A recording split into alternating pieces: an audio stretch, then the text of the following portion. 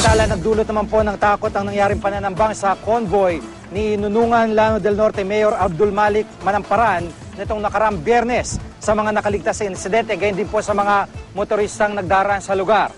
Para sa karagdagang detalye, may live report si Cedric Castillo. Cedric.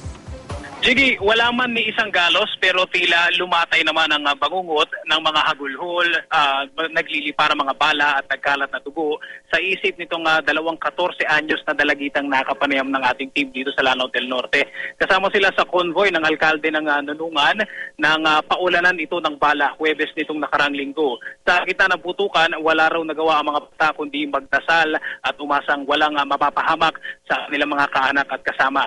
Sa bayan naman ng Lala, mahigit 20 kilometro mula sa Nunungan, namataan ng ating team yung isang terminal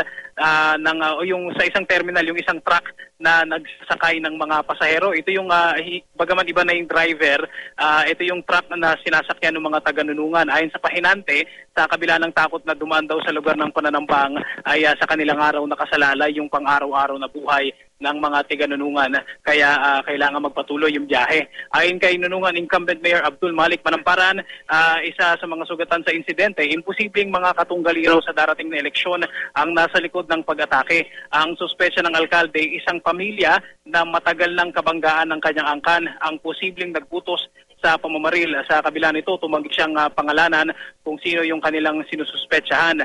At gate pa ni Manamparan, hindi sapat ang salitang rido sa karumal-dumal anya na sinapit ng mga biktima.